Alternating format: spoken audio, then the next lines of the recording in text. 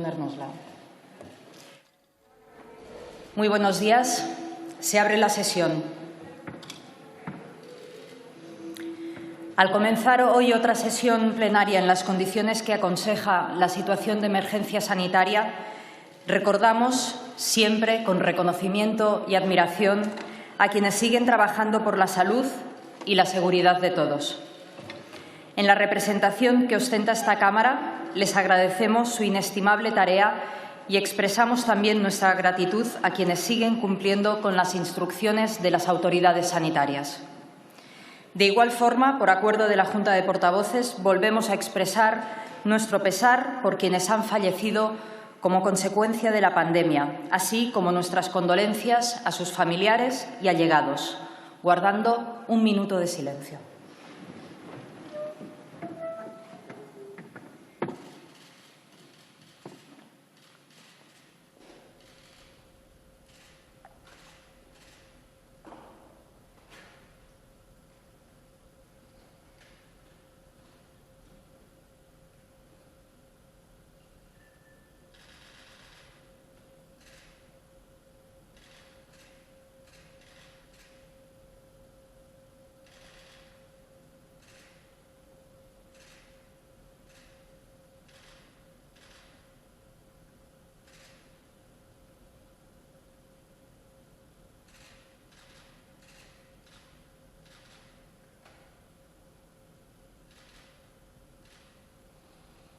Muchas gracias.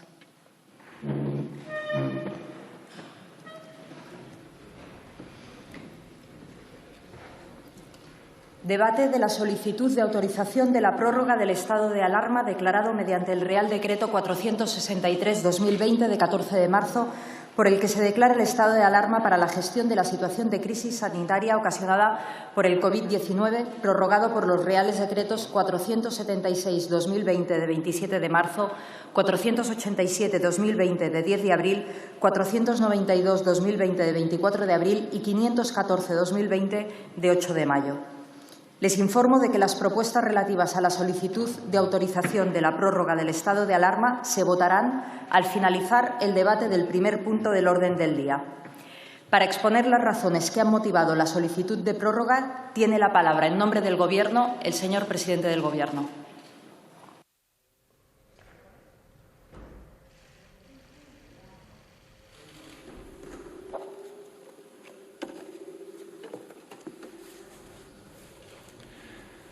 Señora presidenta, señorías, buenos días. Se cumplen 10 semanas desde que decretamos el estado de alarma el pasado 14 de marzo y aprobásemos medidas muy severas de aislamiento social. Un tiempo que hemos recorrido juntos desde que esta pandemia nos arrebatara la vida a familiares, amigos, a seres queridos, interrumpiese la cotidianidad de nuestro país, también del mundo, truncase nuestra forma de vivir, comprometiera la viabilidad de negocios, empleos y proyectos. Lo que parecía propio de otro tiempo acabó ocurriendo y lo que nadie esperaba llegó. Estas 10 semanas han dejado un rastro de dolor que perdurará por siempre en la memoria de nuestro país. Hoy no estamos todos. Hoy nos faltan más de 27.700 compatriotas a los que acabamos de dedicar un mínimo tributo de silencio y a quienes consagraremos un magno homenaje tan pronto como las condiciones sanitarias lo permitan. Señorías, han pasado 10 semanas y por eso permítame que haga un breve repaso cronológico del camino que hemos recorrido hasta este momento. El pasado 10 de marzo participé en la reunión extraordinaria del Consejo Europeo donde se abordó por primera vez la crisis del COVID-19. Y adelanté entonces que la Comisión Europea y también el Eurogrupo anunciarían medidas económicas y financieras conjuntas. Avancé entonces que nos encontrábamos ante una emergencia sanitaria global que estaba afectando a decenas de países y, por tanto, era necesaria una respuesta coordinada a nivel europeo y multilateral a nivel global. Trabajamos de manera coordinada y prioritaria con las comunidades autónomas, con los agentes sociales y también con las fuerzas políticas. Ese día dije textualmente lo siguiente, que para combatir esta emergencia de salud pública haremos lo que haga falta, donde haga falta y cuando haga falta. Y adelanté que juntos, no les quepa duda, superaremos esta crisis. Hoy, señorías, sostengo una una todas aquellas palabras. Anuncié entonces que estábamos trabajando desde el Gobierno en un plan de choque, en una triple red, que al final son 4 pilares en distintos ámbitos. El primero de ellos para proteger y garantizar el bienestar de las familias, sobre todo de las familias trabajadoras. En segundo lugar, con medidas para garantizar el suministro y la producción de material médico y acceso al material sanitario. En tercer lugar, con medidas para proteger el empleo en sectores afectados como consecuencia del cierre por la emergencia sanitaria. Y, en cuarto lugar, para poner todo nuestro empeño y todos los recursos necesarios para apoyar la liquidez de autónomos, pequeñas y medianas empresas, en definitiva, del sector productivo de nuestro país. El 11 de marzo, la Organización Mundial de la Salud declaró formalmente que el brote del COVID-19 era una pandemia, porque la enfermedad se propagó a nivel mundial y carecíamos, como carecemos ahora, del tratamiento médico que nos permita protegernos frente al virus. Ese mismo día reiteré que esta pandemia tiene una triple consecuencia, que es no solamente la sanitaria, sino también la económica y la social. Por tanto, nos enfrentábamos, como nos enfrentamos, ante una emergencia sin precedentes que carece de un manual de instrucciones cierto. Tan solo el saber y la ciencia nos podían guiar, aunque también con ciertas limitaciones, porque evidentemente se están enfrentando también desde la ciencia a un virus desconocido, para poder tomar las decisiones conjuntamente y de manera coordinada. España iba viéndose desbordada por la enfermedad y por el dolor a toda velocidad, y la sociedad empezó a visualizar con estupor la pesadilla que ya estábamos viviendo. Y ante una situación excepcional, señorías, solo cabía una respuesta por parte de esta Cámara excepcional, como la que dimos. Empezamos a aprobar y a poner en marcha de inmediato diferentes paquetes de medidas sanitarias, sociales y económicas para no dejar a nadie atrás, haciendo lo que haga falta, como decía antes, donde haga falta y cuando haga falta. El 13 de marzo, 48 horas después de que la Organización Mundial de la Salud declarara el COVID como una pandemia, anuncié la declaración del estado de alarma por parte del Gobierno, que fue formalmente decretado el día siguiente, el 14 de marzo. Iniciamos entonces una etapa de mitigación acelerada con un objetivo claro, que era contener el virus, evitar contagios y salvar vidas. Y para ello lo que teníamos que hacer era doblegar la curva y hacerlo en el menor tiempo posible y con la menor cantidad de pérdidas posible. Todos, como comunidad, teníamos una misión, un objetivo común, la más importante y la más eficaz, reitero, quedarnos en casa, cuidar a los que nos cuidan, los que cuidan de nosotros. Señorías, fuimos el primer país europeo en declarar el estado de alarma tanto por número de contagios como también por fallecimientos en esa fecha. Y quiero subrayar una vez más que España ha seguido siempre las recomendaciones de la Organización Mundial de la Salud, de los expertos sanitarios internacionales, también europeos, y sin duda del extraordinario trabajo del Centro de Coordinación de Alertas y Emergencias Sanitarias, a quienes siempre agradeceremos su profesionalidad, su dedicación y su compromiso. Déjenme que les recuerde, señorías, que el miércoles 12 de febrero de 2020, los organizadores del Mobile World Congress en Barcelona decidieron su cancelación ante la renuncia de algunas empresas y fabricantes a acudir a este evento. Su motivo, como bien es conocido, era el recelo que provocaba la presencia de, entonces, algunas empresas al continente asiático, especialmente de China y de Corea, ante la posibilidad de un contagio de la enfermedad que en aquel instante veíamos desde Europa circunscrita al continente asiático. Buena prueba de ello es la reacción que la cancelación provocó en la opinión pública de nuestro país.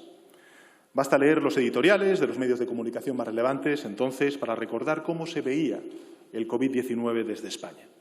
Se hablaba de precipitación, de alarma injustificada, de epidemia del miedo. En definitiva, eran expresiones recurrentes no solamente por parte de la oposición, que criticaba al Gobierno por la cancelación del Mobile World Congress, sino también de los medios de comunicación más significados de nuestro país.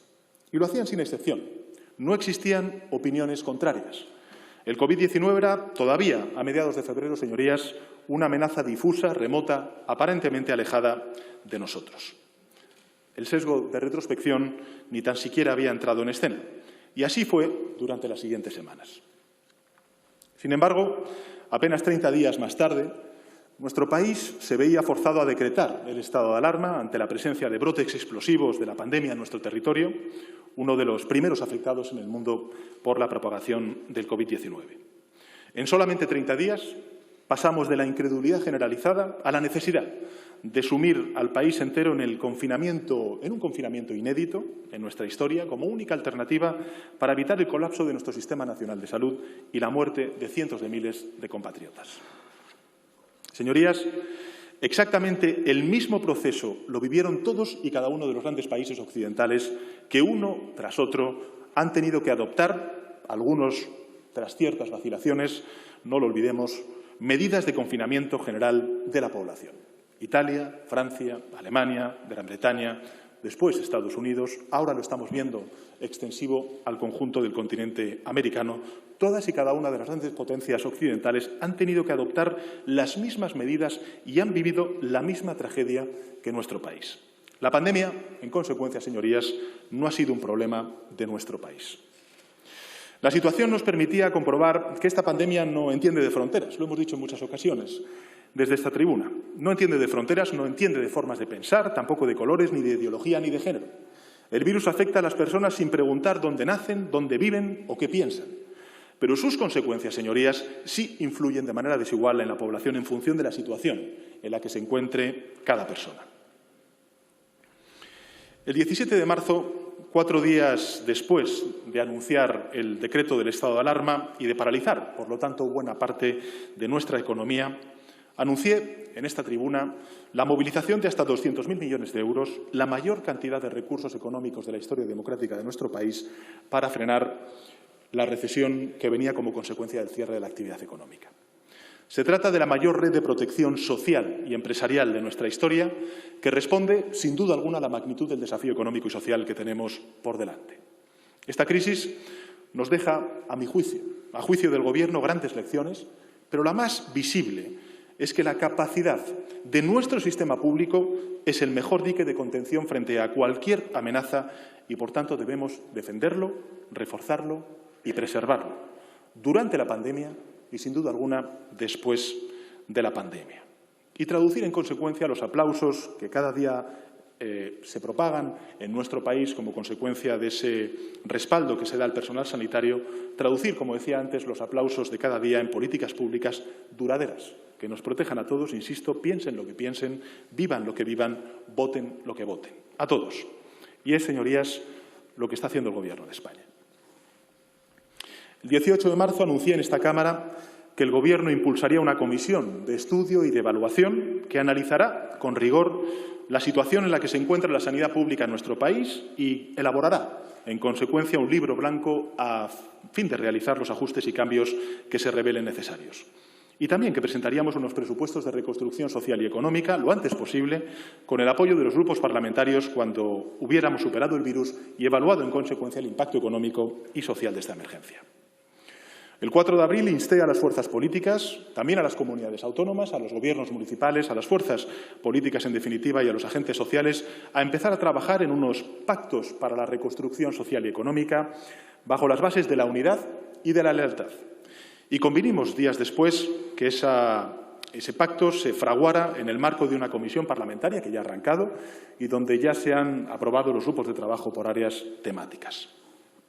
Vivimos, en consecuencia, señorías, semanas muy duras, semanas trágicas, en las que todo parecía negro. Los sanitarios libraban una lucha desigual contra un enemigo letal. Las víctimas se contaban por centenas y la solución no se atisbaba. Se llegó a decretar una paralización total, recordémoslo, señorías, de todas las actividades no esenciales de 2 semanas, aprovechando la celebración de la Semana Santa. Y quiero subrayar que la respuesta de la población ha sido y es formidable. Mayores, pequeños, alumnos, profesores, mujeres, hombres, trabajadores, empresarios, todos nuestros compatriotas unidos cumplieron con su misión, con disciplina social y también con moral de victoria. Y los avances llegaron. Con el esfuerzo de todos, con el sacrificio de todos, esos avances han llegado. Y poco a poco fuimos recuperando el pulso, primero con el retorno al trabajo después de la Semana Santa, a partir del 27 de abril con medidas paulatinas de alivio en el confinamiento, empezando, por ejemplo, por los menores de 14 años, los niños y las niñas. Más tarde, el 2 de mayo, aumentamos las medidas de alivio para el resto de las personas. En definitiva, señorías, íbamos con mucho esfuerzo venciendo a la pandemia. Entre tanto, y desde principios de abril, llevábamos semanas, como anuncié también desde esta tribuna, trabajando en un plan de desescalada, lo que hemos llamado un plan de transición hacia la nueva normalidad, y para ello recabamos la opinión y las propuestas de expertos en el ámbito científico, sanitario, social, económico, empresarial. De forma paralela y también coordinada, se celebraron reuniones e intercambiaron propuestas con los responsables de las administraciones autonómicas, también las administraciones locales, sin duda alguna también con los agentes sociales. Y el 28 de abril presenté este plan, resultado de un trabajo colaborativo, compartido, responsable, después de aprobarlo en Consejo de Ministros. Y quiero ser en esto, señorías, bastante claro. No nos ha traído hasta aquí la corriente. No hemos llegado hasta aquí por inercia. Hemos llegado hasta aquí con el trabajo extremo de los sanitarios y el sacrificio y el compromiso y la disciplina social del conjunto de ciudadanos de nuestro país. Es el pueblo español el que ha hecho retroceder al virus. Son los ciudadanos de este país los que han doblegado la curva unidos. Son los españoles los que han parado al virus unidos. Y nadie, repito, nadie tiene derecho a derrochar lo que hemos conseguido entre todos durante estas largas semanas de confinamiento. Como saben, a día de hoy el 70% de nuestro territorio se encuentra actualmente en la fase 1 de la desescalada. España, en consecuencia, se está reactivando, la ciudadanía recupera libertad de movimiento, el tejido económico poco a poco se pone en marcha. Y es verdad que, a juicio de los expertos sanitarios, Madrid, Barcelona y su área metropolitana y algunas zonas sanitarias de Castilla y León deben permanecer de momento en la fase 0. Si bien lo hacen con medidas que suavizan significativamente el rigor de las restricciones en el ámbito comercial y también de ciertas actividades recreativas. Y las islas de Canarias y de las Islas Baleares, La Graciosa, El Hierro, La Gomera y Formentera pasan ya a la fase 2.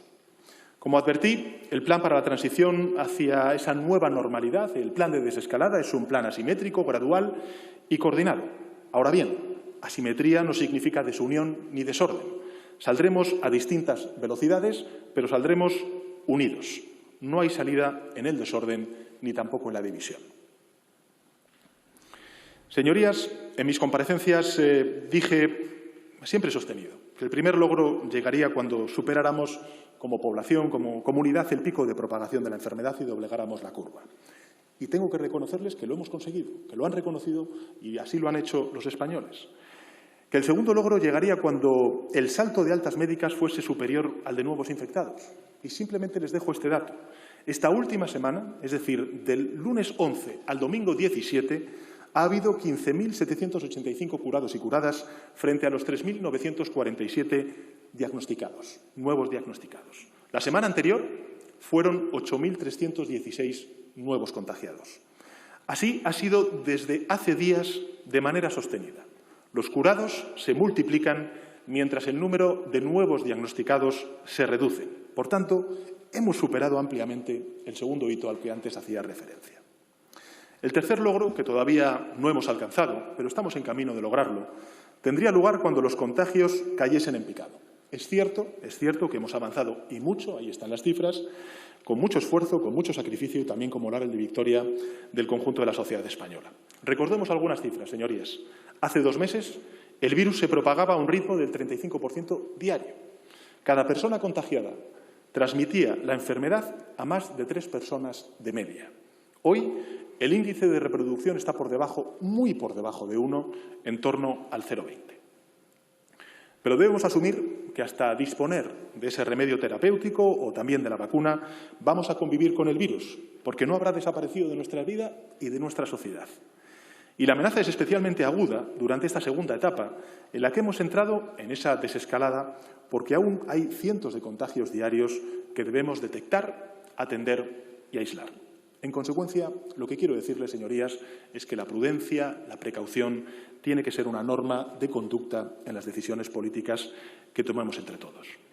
Y con toda esa prudencia y con toda esa precaución, y sin bajar la guardia, podemos afirmar que el estado de alarma ha funcionado. El estado de alarma, señorías, ha funcionado y que el plan de desescalada está funcionando. Ha beneficiado al conjunto de comunidades autónomas y, en consecuencia, al conjunto de ciudadanos, vivan donde vivan. Contamos, además, después de casi 10 semanas desde el estado de alarma, con algunas certezas que me gustaría compartir con todos ustedes. La semana pasada, por ejemplo, comunicamos la primera oleada, la primera fase del estudio de seroprevalencia inédito en Europa a día de hoy, que ha coordinado el Ministerio de Sanidad, el Ministerio también de Ciencia, junto con el liderazgo del Instituto Público Carlos III, y que se ha realizado, y esto quiero además reconocerlo, con la colaboración inestimable de las comunidades autónomas, sin las cuales eso no hubiera sido posible. Este estudio revela 3 cuestiones que me gustaría compartir con todos ustedes. 3 datos de enorme valor. El primero es que la infección ha afectado de modo desigual a los distintos territorios.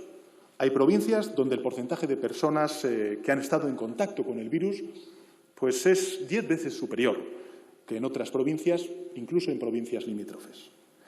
El segundo dato es que solo el 5% de ciudadanos han estado contagiados por el COVID-19 con o sin síntomas.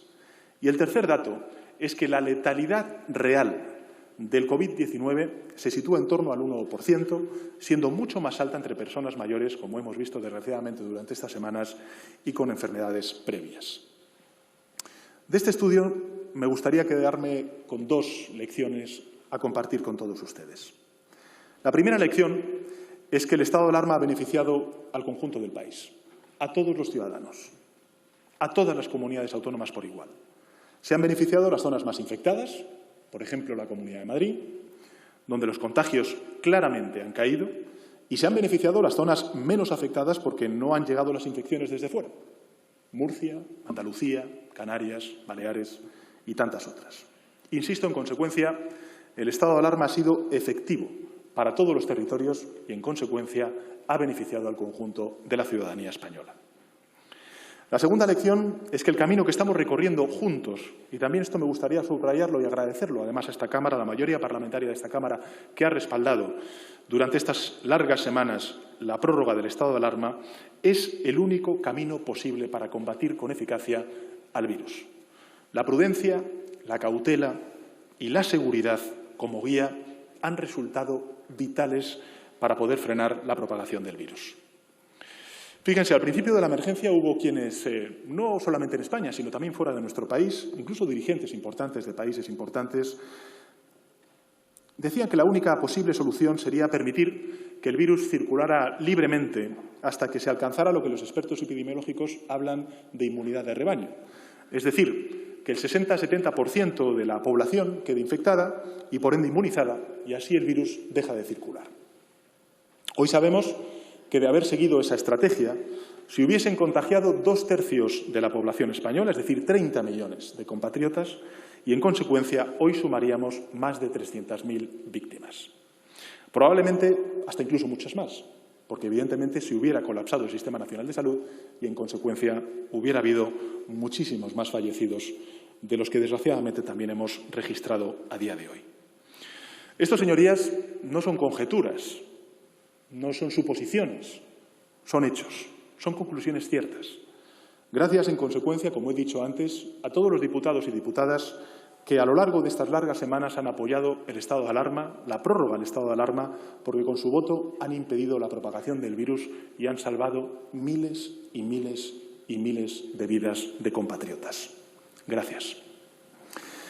Hemos recuperado mucho terreno, señorías, frente al virus, mucho terreno.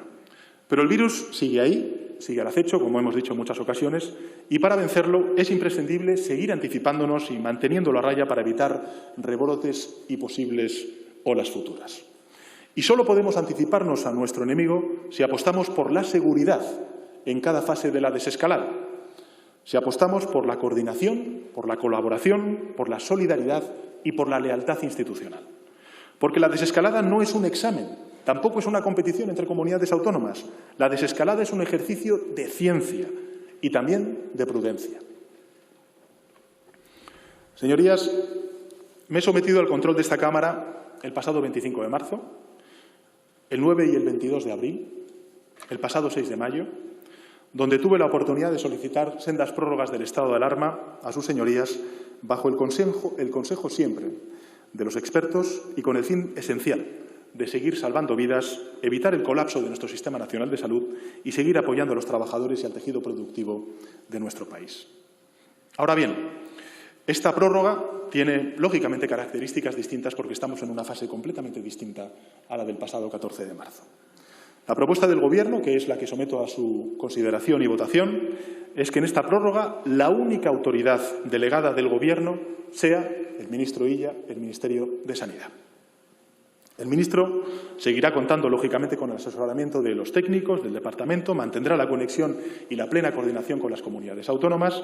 Él será la persona, junto con las comunidades autónomas, quienes marquen los ritmos y las modalidades de la desescalada y las facultades excepcionales que se conferían al principio del estado de alarma al Ministerio de Defensa, al Ministerio de Interior y al Ministerio de Transportes y Movilidad y Agenda Urbana decaerán.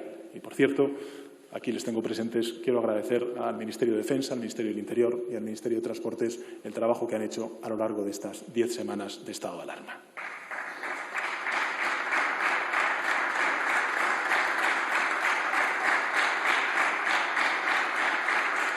Por añadidura, en este periodo, como ha empezado a ocurrir desde hace ya 2 semanas, regirá un principio básico para este Gobierno, que es el de la cogobernanza.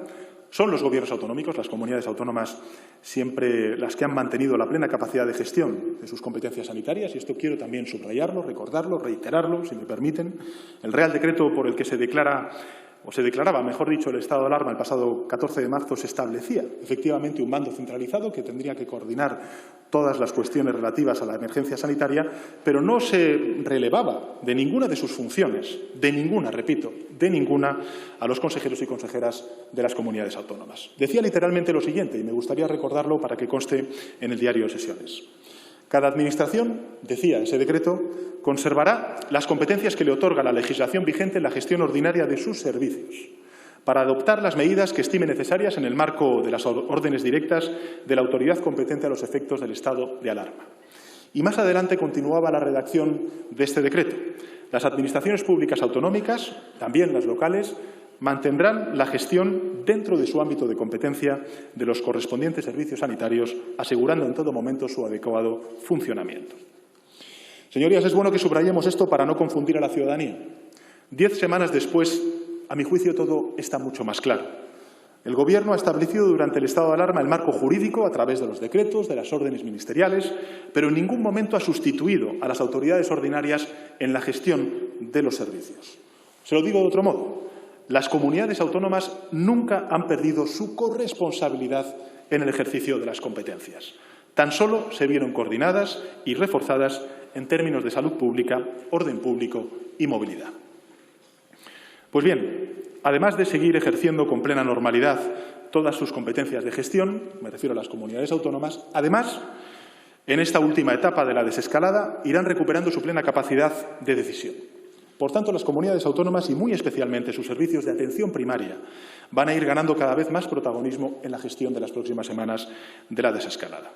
En consecuencia, les deseo todo el acierto a las comunidades autónomas y les garantizo todo el respaldo leal por parte del Gobierno de España. Señorías, quiero ser claro. En esta situación de crisis extraordinaria, la legislación ordinaria se ha demostrado insuficiente y la crispación política se ha confirmado inútil. Se ha discutido mucho, no solamente desde esta tribuna, y estoy convencido de que también lo van a hacer sus señorías, aquellos, sobre todo, que fijan la posición en el no a la prórroga del estado de alarma. Decía, se ha discutido mucho sobre la necesidad del estado de alarma para mantener la situación de excepcionalidad en la que vivimos. Se ha dicho desde algunas fuerzas políticas, particularmente conservadoras, se ha dicho que existían suficientes herramientas alternativas en la legislación vigente para afrontar la crisis sanitaria sin recortar, sostienen, las libertades de los ciudadanos y las ciudadanas. Y a este respecto, señorías, quiero compartir con ustedes algunas reflexiones. La primera, el estado de alarma es plenamente legal, plenamente legal. Nada menos que del núcleo principal de nuestro sistema legislativo, que es la Constitución española. No es algo que se haya inventado en consecuencia el Gobierno de España. como tampoco lo han inventado la mayoría de gobiernos europeos que han acudido a un tipo de instrumento jurídico y constitucional semejante al nuestro. Hay algunos artículos constitucionales que, por fortuna, tienen un uso circunstancial, como es el caso, pero que fueron concebidos por los constituyentes precisamente para las situaciones en las que fueran precisas, como es la actual. La segunda reflexión que me gustaría hacer a ustedes es que todo sistema jurídico tiende al principio de economía, que consiste en alcanzar los objetivos legales deseados minimizando los recursos empleados.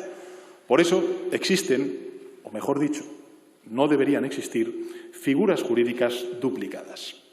Resulta, por lo tanto, falso que se le pida al Gobierno de España que sustituya en estos momentos de emergencia el estado de alarma por un rosario de leyes ordinarias que están concebidas para situaciones ordinarias, que no es la que estamos viviendo en la actualidad.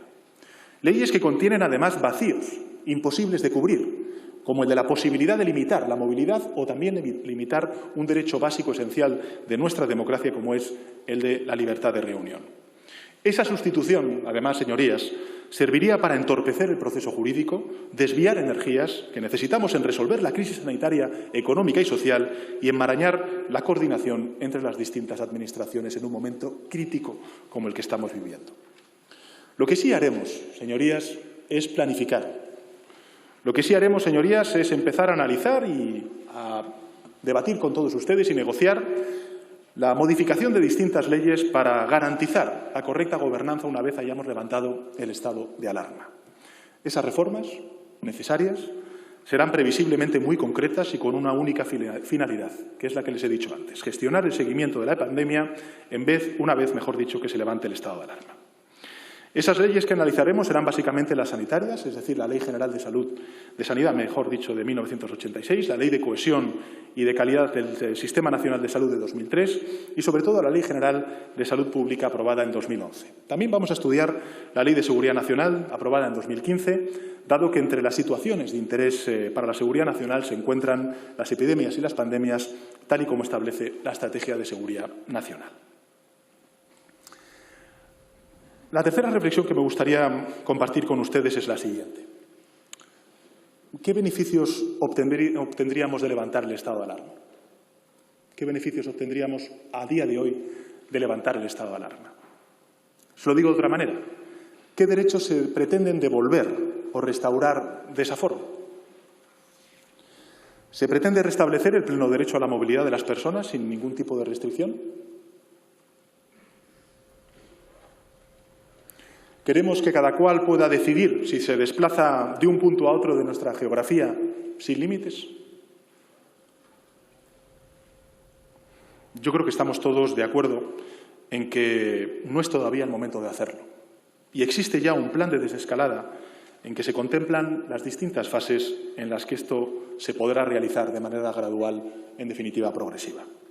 Me atrevería a decir que esa gradualidad recibe el consenso de los científicos y con pocos matices, estoy convencido, más allá de lo que ustedes vayan a votar, estoy convencido, casi el consenso político de esta Cámara. ¿Se pretende restablecer el derecho a abrir sin restricciones comercios, oficinas, empresas? Creo que nadie ve tampoco razonable esta posibilidad desde el punto de vista sanitario. Podemos estar en desacuerdo en algunas velocidades, en algunos ritmos, pero nadie discute el principio esencial, central, de desescalar paulatinamente y con seguridad todas y cada una de las actividades económicas en nuestro país. Se pretende restablecer el derecho a ejercer sin limitación alguna, sin ningún tipo de cortapisa, el derecho de reunión, incluyendo la posibilidad de celebrar eventos multitudinarios en estadios, manifestaciones, salas de conciertos o vías públicas.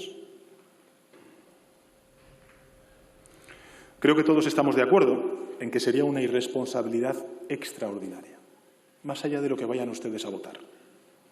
Si hemos llegado todos, a la conclusión de que algunos de estos eventos pueden contagiar y propagar el virus, no parece que sea sensato permitir todavía la celebración sin límites de este tipo de manifestaciones.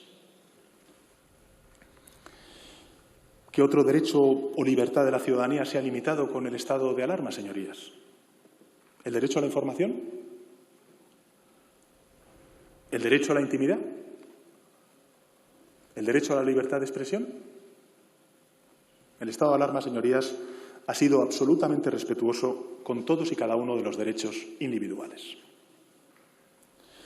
Y fuera de los derechos individuales, que están plenamente garantizados, tal vez algunos de ustedes crean injusta la prohibición de despedir a los trabajadores y trabajadoras durante la vigencia del estado de alarma. Es una medida laboral que, efectivamente, sí, el Gobierno de España ha aprobado y que asume plenamente y que, por supuesto, puede no ser compartida por algunos de ustedes, pero que en ningún caso justifica el levantamiento del estado de alarma. La cuarta y última reflexión que me gustaría hacerles sobre esta cuestión es que no hay una contradicción entre el estado de alarma y la desescalada institucional que devuelva el pleno desarrollo de sus competencias a las comunidades autónomas. Hay complementariedad. Ya lo hemos demostrado en estas 2 últimas semanas y vamos a seguir demostrándolo durante las próximas semanas de transición hacia esa normalidad.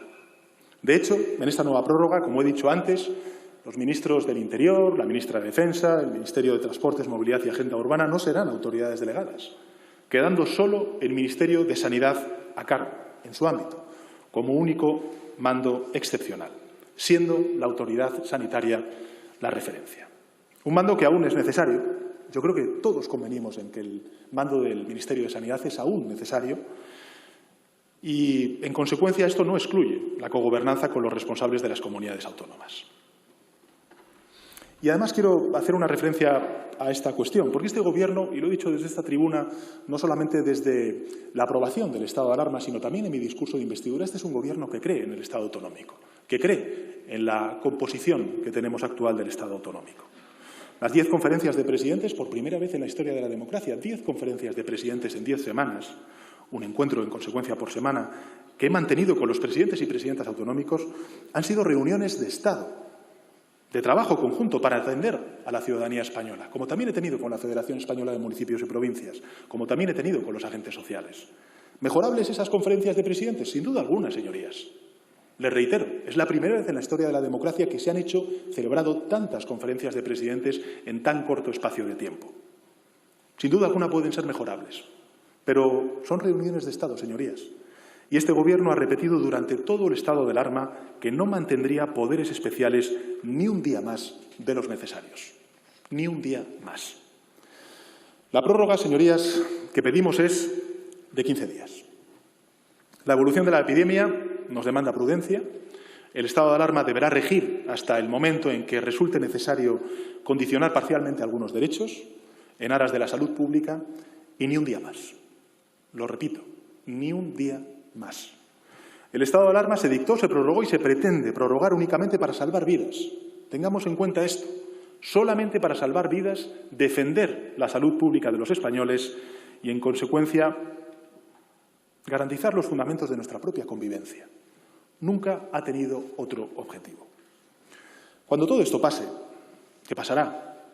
Cuando lleguemos a una nueva normalidad o incluso cuando, implantada una futura vacuna o un remedio terapéutico, accedamos a la normalidad a secas, que esperemos que sea pronto, señorías, habrá que cambiar muchas cosas, pero serán cosas que decidamos entre todos los que estamos aquí presentes, cosas que decidirá la ciudadanía a través de sus responsables políticos, que son todos ustedes. En ningún caso, cosas que hayan sido decididas, ejecutadas desde y durante la excepcionalidad. Quiero que los españoles y españolas, y ustedes mismos, señorías, lo tengan esto claro. Es un compromiso del Gobierno de España. Señorías, creo que todo este esfuerzo que hemos desplegado como sociedad a lo largo de estas largas 10 semanas han demostrado que hay futuro. Cada vez estamos más cerca de que España recobre la vitalidad total, plena, de que la ciudadanía recupere de forma decidida y completa su vida. Hay futuro, en consecuencia, y hay esperanza. Pero, sin embargo, esta pandemia nos ha traído terribles consecuencias económicas que no afectan a toda la ciudadanía por igual. Desde el inicio, el Gobierno no ha dejado de aprobar medidas con el único objetivo, y nos lo han escuchado en reiteradas ocasiones, de no dejar a nadie atrás. Las causas de esta recesión económica no tienen absolutamente nada que ver con las crisis precedentes, en esto creo que podemos estar de acuerdo. Razón de más para que no apliquemos las recetas que ya entonces solo sirvieron para atraer unas tasas de desigualdad social y de desafección política sin precedentes.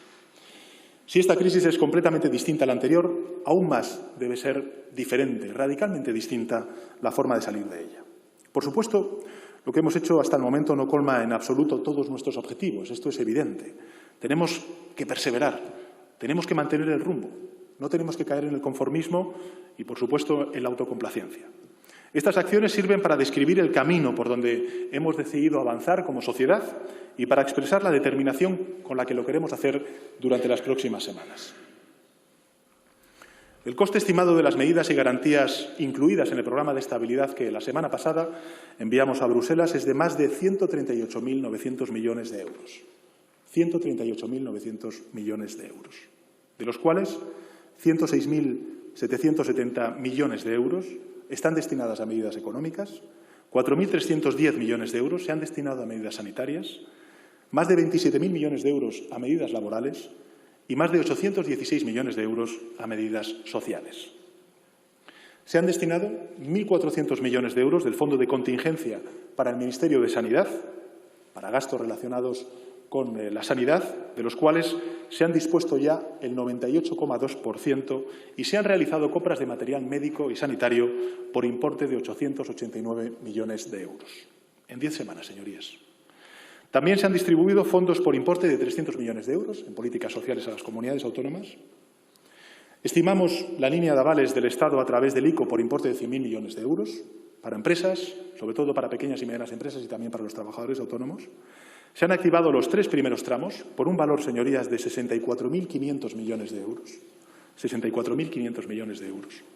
Se han formalizado 371.000 operaciones y esto supone una financiación total concedida a las empresas de 47.751 millones de euros. Son cifras astronómicas. Se amplió el plazo de presentación de la declaración trimestral del IVA, el pago fraccionado de sociedades y del impuesto de la renta de las personas físicas hasta el 20 de mayo. La medida va a beneficiar al 95% de las empresas y también de los trabajadores autónomos. Supone una aportación de liquidez de más de 3.550 millones de euros, correspondiendo 1.100 millones de euros al impuesto de sociedades. A más de 134.442 trabajadores agrarios, incluidos en el sistema especial de trabajadores por cuenta propia, se les está aplicando una reducción de más del 19% a las cuotas resultantes durante los periodos de inactividad de 2020. Se estableció, como saben ustedes, la imposibilidad de despedir por causas relacionadas con el COVID. Se han garantizado todos los suministros básicos para las familias que han devenido vulnerables como consecuencia de la crisis del COVID. Hemos prorrogado automáticamente las prestaciones por desempleo. Más de 1 millón de trabajadores autónomos está cobrando la prestación por cese de actividad. Hemos destinado 3 millones de euros para un subsidio extraordinario por falta de actividad para las personas integradas en el sistema especial de empleados del hogar del régimen general de la Seguridad Social, esencialmente mujeres. Hemos aprobado un permiso retribuido recuperable desde el 30 de marzo hasta el 9 de abril para los trabajadores de sectores no esenciales. Hemos puesto en marcha para las comunidades autónomas, y ahora están en plena negociación, el Fondo Especial para la Reconstrucción Social por importe de 16.000 millones de euros no reembolsables, por primera vez en la historia de nuestro país, y hemos alcanzado un acuerdo en defensa del empleo con empresarios y sindicatos que demuestra la altura de miras, y esto quiero también reconocerlo desde esa tribuna, por parte de los agentes sociales en esta situación tan extraordinaria que estamos viviendo. Los ERTE por fuerza mayor, a causa del COVID-19, podrán prorrogarse, como saben ustedes, hasta el 30 de junio, ya sea por fuerza mayor total, sin reinicio de la actividad, o parcial, con recuperación de una parte de la actividad y con posibilidad de nuevas prórrogas. Señorías, es evidente que el escenario económico ha cambiado por completo.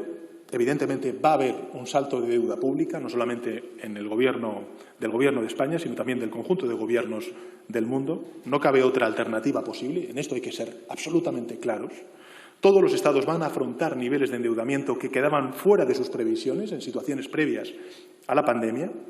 Las previsiones del Gobierno, que están entre las más conservadoras, entre las más prudentes de todos los organismos nacionales e internacionales, prevén un descenso de nuestra actividad económica del 9,2% en 2020, que podrá recuperarse cuando esperemos un crecimiento del 6,8% en el año 2021. Y en consonancia con la caída de la actividad, se va a producir un importante deterioro de nuestro mercado laboral, que se espera una caída del empleo del 9,7% en 2020. Conscientes de esta gravedad, de la situación económica y social, el Gobierno ha actuado de manera, yo creo, a nuestro juicio, rápida y contundente. Las medidas adoptadas de sostenimiento de la actividad económica han logrado amortiguar la destrucción de empleo y la desaparición de buena parte del tejido productivo en nuestro país. Las medidas de mantenimiento de rentas han permitido, y yo creo que esto también es un dato importante que tenemos siempre que recordar, estamos sosteniendo al 31% de la población activa en nuestro país, a más de 7,2 millones de personas que ahora mismo están protegidas como consecuencia de estas medidas excepcionales. Ahora bien, las perspectivas económicas y el fin de la recesión están sujetas a un altísimo grado de incertidumbre que reconocen todos los organismos nacionales e internacionales, pues depende de la velocidad de control de la pandemia y de que haya, o mejor dicho, no haya recaídas en el plan de desescalada. Esta gigantesca conmoción de la pandemia nos ha recordado a todos, señorías, lo frágiles que somos. Pero su impacto, y esto me gustaría también subrayarlo desde esta tribuna, no es igual en el conjunto de la sociedad. Esta situación ha impactado, en primer término, sobre las personas que ya eran vulnerables antes de la implosión de esta pandemia en nuestra sociedad. Componen un colectivo que no había llegado a reponerse de los efectos de la crisis de 2008 y cuyos contornos conocemos bien y figuraban, además, en el programa de gobierno del Gobierno de coalición que dirige el país.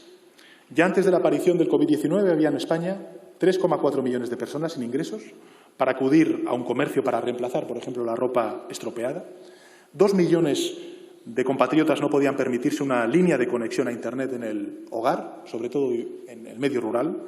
1,7 millones de personas no podían costearse un dentista y 1 millón de personas no podían permitirse un segundo par de zapatos. Más de 2 millones de niños y niñas en nuestro país sufren pobreza. En este sentido, esta crisis se asemeja a las crisis clásicas. En esto es cierto que se asemeja a las crisis clásicas. Todos los sectores bajaban varios peldaños en la pirámide de rentas, los precarios pasaban a la pobreza, una parte de los trabajadores a la precariedad y las clases medias se empobrecían. Pero esta crisis tiene una enorme diferencia con todas las anteriores. No golpea a sectores económicos o a empresas siguiendo una lógica de productividad o de eficiencia. Los sectores más castigados no son los menos competitivos, sino los más expuestos a las restricciones sociales derivadas de la pandemia. Por eso hay empresas y hay actividades que quedan relativamente al abrigo de esta nueva crisis, como la producción y distribución de alimentos, mientras hay otras actividades, como por ejemplo la restauración, Horeca, el turismo, donde el impacto es claramente negativo. Esta circunstancia hace que la crisis del COVID, junto con las diferencias tradicionales entre rentas altas y bajas, haya trazado una nueva distinción que me gustaría compartir con ustedes. En medio de la emergencia sanitaria todos sufrimos la preocupación, lógicamente, por la enfermedad. Pero hay millones de personas que se sienten relativamente tranquilas respecto de su futuro económico y laboral, bien porque cuentan con un patrimonio saneado, bien porque tienen una renta segura o perciben un sueldo estable o disponen de una pensión garantizada. Esta es la España protegida. La forman quienes disponen de una protección propia o externa, los poseedores de renta, pero también los empleados con salarios estables, seguros, los funcionarios, los titulares de pensiones o ingresos públicos. Pero hay muchas otras personas que no saben lo que va a suceder con su empleo porque se encuentran incursos en un ERTE o qué va a ser de su negocio, que ha suspendido su actividad, o que no saben simplemente cómo van a sobrevivir si agotan la prestación por desempleo que han venido percibiendo durante estas últimas semanas. Millones de españoles que se preguntan qué va a ser de su vida. Esas personas no duermen tranquilas, ni tampoco sus familias. Suman a la preocupación por su salud una angustia aún mayor y que afecta a su propia supervivencia. Esa es la España desprotegida, la España expuesta, que es la que tenemos que arropar. Integran esa otra España desprotegida, expuesta, el trabajador precario, pero también el autónomo, el trabajador temporal, pero también muchos pequeños y medianos empresarios, los parados, las paradas, pero también miles y miles de emprendedores. La componen todas aquellas personas a quienes les ha tocado el lado peor de la crisis sanitaria, quienes desarrollaban actividades más expuestas al contacto social y, en consecuencia, integran esta España desprotegida, esa España expuesta, los jóvenes precarios, los informales, los inestables, pero también comerciantes, autónomos, profesionales, emprendedores, un largo etcétera, señorías. Muchos de estos últimos impulsaban proyectos profesionales y empresariales perfectamente viables antes del inicio de la pandemia. Pero están ahora, lógicamente, paralizados por la emergencia sanitaria y las restricciones de contacto social que se imponen. Por eso, la superación de esta crisis requiere un tratamiento diferente de las anteriores. Naturalmente, deberá evitarse que nadie quede atrás, descolgado. Ese es el compromiso del Gobierno de España y esa es la línea que hemos empezado, en consecuencia, a actuar tal y como hemos señalado antes, con subsidios, con ayudas y también con garantías de liquidez. España no puede permitirse las imágenes de las colas en las puertas de comedores sociales que estamos viendo durante estos últimos días. Por ello, uno de los principales compromisos del Gobierno de España es poner en marcha cuanto antes el ingreso mínimo vital. Es capital, señorías, no dejar a nadie atrás, socorrer a los más vulnerables e impedir que a los miles y miles de víctimas civiles de la epidemia se añaden millones de víctimas sociales. Asistir, en consecuencia, a quien lo precise. De eso tratarán, sin duda, los pactos de reconstrucción social y económica. Socorrer, asistir a quien lo precisa es capital, señorías, pero no es suficiente. Porque además de asistir a quien lo precisa, tenemos que ayudar a levantarse a los que tienen proyectos viables, que se han visto interrumpidos, y tenemos también que reincorporar cuanto antes a los trabajadores y trabajadoras quienes pueden hacerlo. De eso deberán tratar también los pactos de reconstrucción social y económica, y nuestra respuesta, en consecuencia, no solamente deberá ser la de socorrer y asistir, sino también apostar decididamente por la reactivación económica y por la reincorporación laboral de millones de trabajadores. Esta crisis ha congelado parcialmente nuestro aparato productivo, pero no lo ha destruido. Hay actividades perfectamente viables, hay empresas plenamente saludables, hay proyectos prometedores que se han visto paralizados. Y esas empresas y esos proyectos no podemos permitir que se desplomen, porque de ellos, además, dependen millones y millones de empleos viables, saludables y prometedores. Ese es el desafío del Pacto de la Reconstrucción Social y Económica: socorrer a quien lo precise y reactivar la economía y el empleo en nuestro país.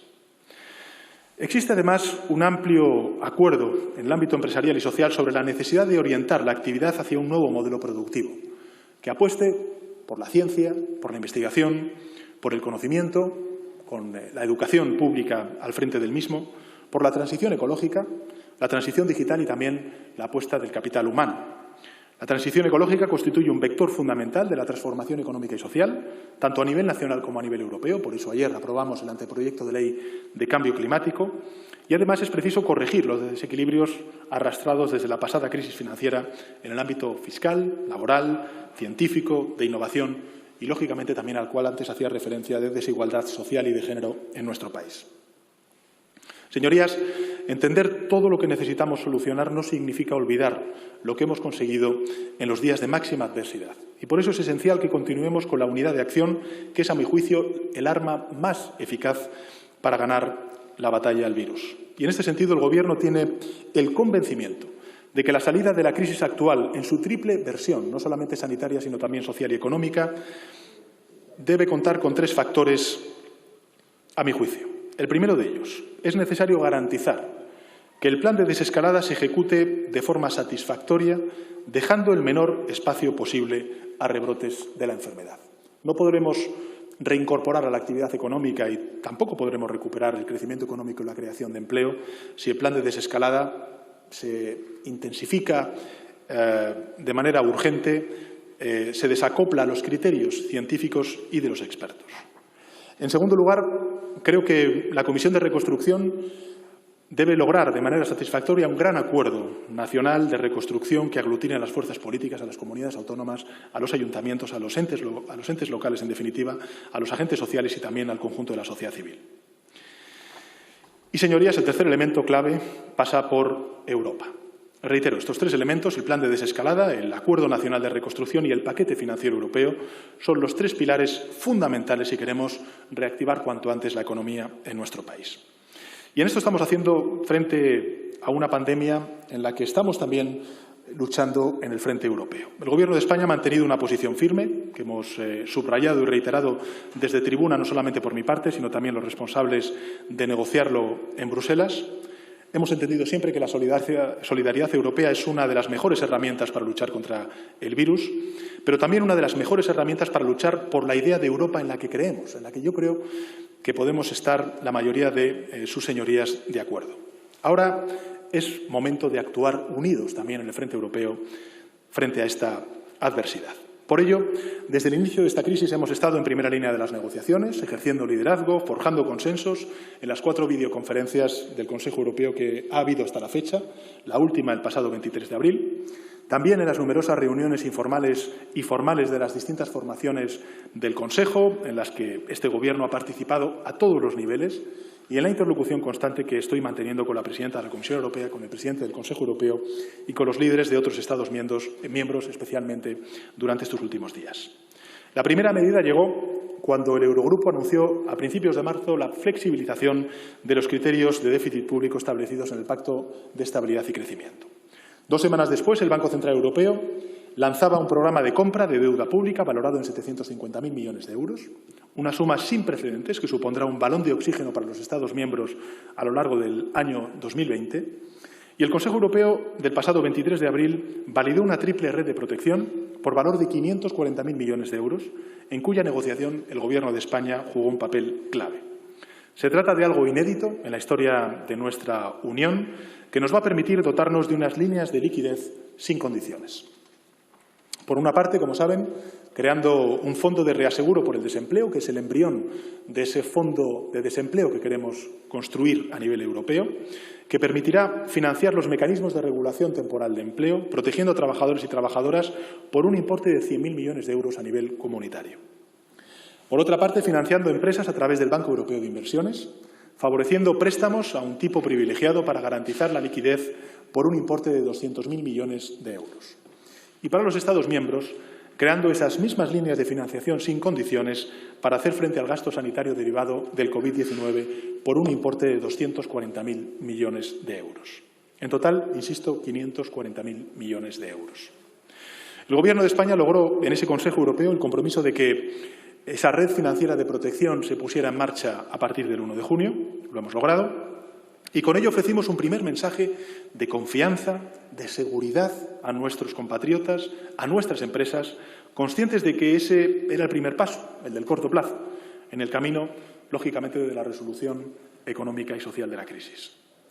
También dimos la bienvenida a la hoja de ruta para una desescalada coordinada por parte de la Comisión Europea. Reivindicamos esa misma coordinación para el restablecimiento de los movimientos interiores en el seno de la Unión Europea. Y el pasado lunes, además, recibimos positivamente la iniciativa conjunta del Gobierno francés y alemán para la recuperación europea del COVID-19, que recoge, como saben, muchas de las propuestas hechas por el Gobierno de España para una salida rápida y solidaria de la crisis. El Fondo de Recuperación Europeo propuesto por parte de estos dos gobiernos es como mínimo de 500.000 millones de euros en transferencias para países y sectores afectados por la crisis, que creo que es un buen paso en la dirección que necesita nuestro país y que necesita el conjunto de la Unión Europea. El Gobierno espera ahora, por lo tanto, que la Comisión Europea ponga sobre la mesa en los próximos días una propuesta incluso más ambiciosa, que sirva de base para un acuerdo en el que acometer la reactivación económica y social de nuestro continente, tal y como, les reitero, fue encomendado por parte del Consejo Europeo el pasado 23 de abril. Ahora, señorías, viene el momento de lanzar la mirada más lejos, pensar en el medio y en el largo plazo, la recuperación social y económica del continente a través de la articulación de un gran acuerdo entre los Estados miembros de la Unión. Señorías, la victoria en el frente sanitario está cada día más cerca. Ahí están los datos. Hay futuro gracias al sacrificio de todos. Hemos llegado hasta aquí gracias al esfuerzo excepcional de trabajadores en el frente sanitario, farmacéuticos, transportistas, empleados de supermercados, personal de limpieza, comerciantes, fuerzas y cuerpos de seguridad del Estado, el Ejército, bomberos, vigilantes, miles de voluntarios, en definitiva, la solidaridad del conjunto de la sociedad española y su enorme sentido de la responsabilidad en este momento tan crítico y, en consecuencia, tan duro que está sufriendo nuestro país. A todos ellos y a todas ellas, en nombre del Gobierno de España, se lo agradecemos de corazón.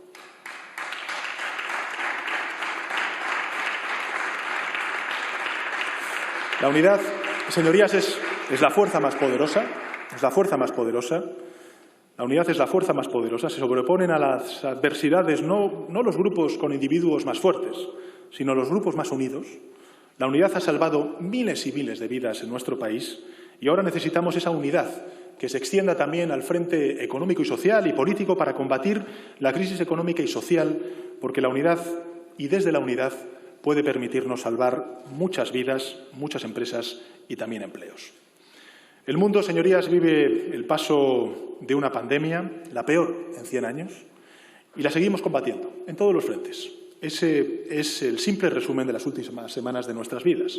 una pandemia mortal, una pandemia global que ha paralizado a nuestro país y al mundo entero, una pandemia desconocida, veloz, feroz, cambiante, que arrebata vidas, que destruye negocios, que siembra desolación y desamparo social. Y la estamos venciendo, señorías, en el frente sanitario. Ahora estamos inmersos en la crisis económica y social de proporciones pavorosas como consecuencia del COVID, pero no nos vamos a dejar llevar por ese pavor. Podemos superarla y estoy convencido de que la vamos a superar desde la unidad. Hoy, señorías, quisiera terminar mi intervención desde esta tribuna también con un reconocimiento a todos los representantes públicos a los que les ha correspondido vivir estas semanas terribles desde un puesto de mando, desde la arena de la gestión directa. Agradezco la labor a todos los representantes de todos los partidos políticos presentes en esta Cámara, en todos los territorios, en todos los organismos, instituciones y escalas de la Administración. Un reconocimiento que quiero hacer sincero, desde la gratitud, el compañerismo en estos momentos tan críticos y el profundo respeto. A todos ellos, a todas ellas, quiero trasladarles mi comprensión hacia los errores que hayan podido cometer, dada la complejidad y el dramatismo de las decisiones que debían asumir, por la urgencia de las medidas que tenían que tomar y por las dificultades para encontrar a tiempo los recursos materiales imprescindibles. Y del mismo modo, quiero pedir disculpas a los ciudadanos por los errores propios, dictados siempre también por la urgencia en los tiempos, por la penuria en los recursos, por la excepcionalidad y la ausencia de precedentes de la crisis y su tamaño descomunal. Porque, señorías, más allá de las diferencias puntuales de criterio, más allá de las declaraciones apresuradas o del ruido de fondo que en muchas ocasiones escuchamos, hemos tenido que trabajar codo con codo. A todos y a todas nos ha unido el mismo deseo: salvar vidas, servir a nuestro país en medio de la situación más adversa que podíamos imaginar. Hoy, y así deseo que conste, señorías, en el diario de sesiones, quiero reconocer públicamente su gestión, de todos y cada uno de ellos, y quiero hacerlo con el mismo énfasis, con el respaldo que profeso a la gestión de mi Gobierno durante estas semanas tan críticas. No hay satisfacción posible ante una crisis que comporta la pérdida de seres humanos. Cualquier balance nos llenará de pesar. España, como ya adelanté, declarará el luto oficial en el momento en el que todo el territorio entre en la fase 1 de la desescalada. Y en cuanto nos encontremos en esa nueva normalidad, con todas las garantías de seguridad sanitaria, celebraremos el merecido homenaje público a las víctimas del COVID. Señorías, hemos sido sometidos a una prueba inimaginable, hemos respondido con sacrificio, con unidad, con moral de victoria, y estamos superando esta prueba. Reconozcamos todo lo bueno, todo lo valiente que hemos hecho juntos a lo largo del camino insólito de estas pasadas 10 semanas. Hemos de valorar los acuerdos a los que hemos sido capaces de llegar y sus consecuencias provechosas para el conjunto de la ciudadanía española, muy por encima de las diferencias o de los errores que dificultaron su alcance. Porque será en ese reconocimiento donde vamos a encontrar la fuerza necesaria para reconstruir, reactivar y hacer avanzar a nuestro país, ahora que prudentemente podemos calcular un final provisional al tiempo excepcional que nos ha tocado vivir de 10 semanas a esta parte. Señorías, hemos parado juntos al virus.